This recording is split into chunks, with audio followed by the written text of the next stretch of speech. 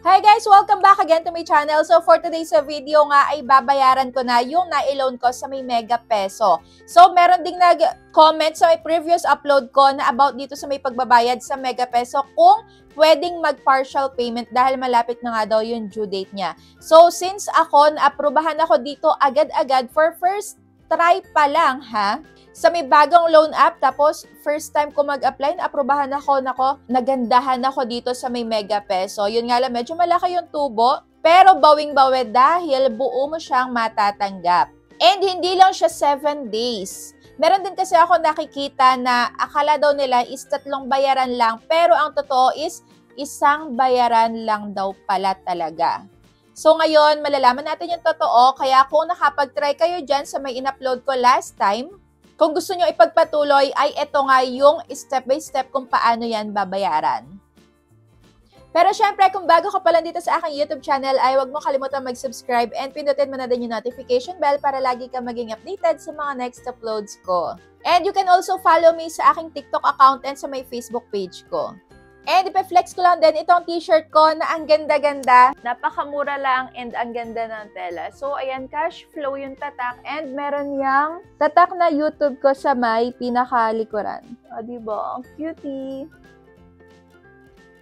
And sasabihin ko nga din pala dito yung mga na-experience no ibang nakapag-try na nung malapit na yung due date nila, kung ano yung mga na-experience nila para maging aware nga din kayo. So ako nga for first time user is na-aprobahan ako dito ng 1,000 pesos. And yung pinakakabuuan ko nga nababayaran is 1,426. At hinati nga nila to sa may 3 bayaran. And eto nga yung una kong babayaran, yung first term ko. And kung tatanungin nyo nga ako, para sa akin, para sa may bagong labas na loan application at buong matatanggap para sa akin is 72 out of 100 na maire-recommend ko sa inyo. Dahil hindi din siya 7 days lang. So, yung unang pagbabayad ko nga dito is 15 days. Sa loob ng 15 days, kailangan ay mabayaran ko yung 978. So, may nag-comment kasi dito na sa previous upload ko nga, na akala niya eto, yung 3 daw na to na term is eto yung babayaran niya. Pero, 1 bayaran lang daw pala talaga. Kaya nga, ipinagpatuloy ko yung paglo-loan ko dito para masabi ko din sa inyo kung ganun nga ba talaga or hindi. So, tingin ko naman is baka na mali lang siya ng tingin dahil pagka-click mo nga agad ng repayment is nakalagay doon yung pinakabuo mong babayaran. Kagaya nito, yung 1,426. Baka akala niya is eto na talaga agad yung una mong babayaran. So, yung kabuuan na agad, which is hindi.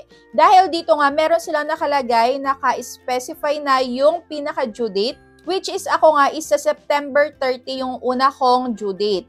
And binayaran ko na nga siya agad para makita ko kung, ayan, ano ang mangyayari pagka malapit na ako sa may due date, sa may pangalawang pagbabayad ko, kung ano gagawin nila. So, dito in advance ko nga yung pagbabayad para mapakita ko na agad sa inyo. And yung pangalawa kong pagbabayad pa, so tingnan nyo naman, ang tagal ng pinakapagitan. So, from September 30, ang pangalawa ko ng pagbabayad is October 30. So, biruin nyo, 1 month. Tapos, yung pangatlo, yung last ko na pagbabayad is December pa. Yun nga lang sa una, malaki talaga yung amount na babayaran mo agad. Pero at least, malayo naman yung mga pagitan ng pagbabayad sa pangalawa at pangatlo. So, eto na nga, ikiklik ko na tong repay. So, after mo nga i-click yung repay is may makikita ka na dyan na e-wallet repayment. And yung pinili ko nga is GCash. So, merong lalabas dyan na contract number, ikakopy mo lang ngayon. Tapos, pupunta tayo sa GCash.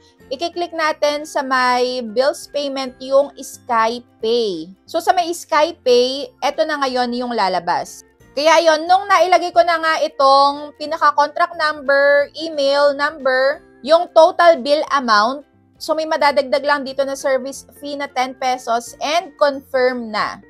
So, nung bumalik nga ako, nalito ako dahil sa October 30, akala ko 463 na yung babayaran ko. Na baka ito nga yung nakikita nung karamihan, which is hindi.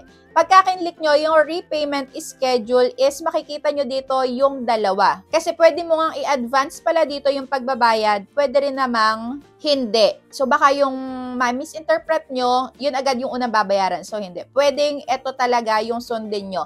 Kaya ako, susundin ko tong pinaka-term na binigay nila dahil karapatan naman natin yun. Yun naman yung binigay nila sa atin na term. So, ayan, 3 bayaran nga. So, ganun lang kabilis magbayad. After nun, nung ma-confirm ko na is automatic naman. Same lang din, same day. At same time din talaga, magre-reflect na agad yung ibinayad mo. Kagaya na to, naka-check na agad. So, dito aantayin ko yung October 30. So, sa October 30 ako magbabayad. Para malaman ko nga din kung ano pa yung mga gagawin nilang hakbang sa paniningil. Dito, meron palang nakalagay sa taas na pay now to get discount. So, pag nagbayad ka daw ngayon, mas maaga is merong mababawas na 9 pesos. Ganun lang kabilis magbayad. And eto naman nga, yung mga ilan sa nakalap kong experiences ng mga nakapag-try. So, syempre tayo, hati-hati din yung mga masasabi natin dahil experience nila yon, experience natin to, kanya-kanya talaga tayo base sa may pagbabayad nga natin.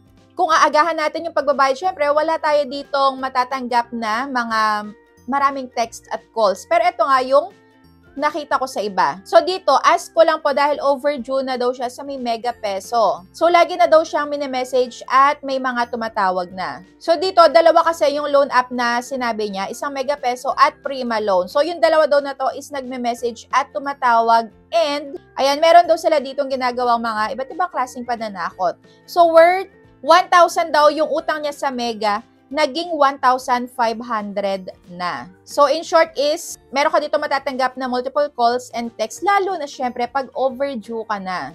Dito nga pala sa Mega Peso, and dito pala 3 contact references yung kailangan mong i-provide sa kanila. Kaya doon sa may 3 contact references na yun, mas okay nga na, ayan, kapamilya mo lang yung ilalagay mo or yung pinaka-close na friends mo para if ever man na i-text sila is alam mo agad. Pero syempre, sabihan mo din sila para malaman nila at maging aware sila na gagamitan mo nga yung number nila para maging reference. So, ito nga pala is na-download ko sa may iOS. And sinearch ko, legit naman, naka-register naman sila sa may SEC. Yun nga lang, meron ka talaga daw dito matatanggap na iba't ibang klaseng pananakot din. Tapos, dito sa may application nila sa may iOS, meron tong 4.7 na ratings. Kaso, parang nagbubura sila dahil isa lang yung nakita ko dito na ratings and reviews na naka-record sa kanila. Uma-agree naman ako dito, mabilis talaga siyang ma-disburse dahil the same day na nag-apply ako, the same day din nakuha ko yung na-loan ko dito, which is yung 1,000 pesos nga na inaprobahan nila. So, overall daw, it's excellent. Yun nga lang, siguro nagbubura talaga sila dahil for 4.7 na ratings, isa lang yung naka-record sa kanila.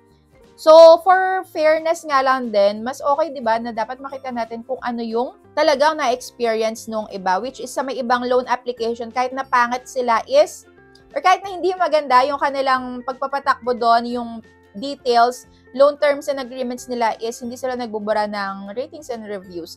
Pero eto, para sa akin is 70 out of 100 talaga. Dahil, tama, sa una, malaki yung babayaran mo, pero at least, hindi mo siya isang bugsuan mong babayaran. And since bago pa nga lang to, wala pa ako dito na kikita online na na-post na nga. Pero yun talaga yung pinaka-sure, meron at meron sa inyong tatawag, multiple calls, and text. Galing sa iba't ibang number pa din. So, the same as usual, ganun pa rin naman yung ginagawa ng ibang mga OLA pagka malapit na tayong mag-due date and lalo na pag na-overdue na tayo ng matagal is mas dadami nga yung tatawag at magte-text. So, kung ako sa inyo naman, pwede nyo sagutin isang beses lang. Pagka may pananakot na, huwag nyo na sagutin. So, nagpapa-extension pala dito sa may Mega Peso kaso medyo mahal dahil may nakapag-share nga dito na 499 daw pero for 2 days extension lang. Ang sabi ng agent. Pero nung dun sa may application na is hindi. So, hindi nagtutugma yung sinasabi ng agent dun sa may pinaka-application. So, ayun lang, pagka meron pa kayo dito na-experience about sa may Mega Peso, kung good man yan or bad man yan na feedback is comment down below para maging aware nga din yung mga gustong mag-try. So, ayun lang. Thank you for watching and ayan, see you on my next vlog. Babayaran ko ulit to and i-update ko kayo.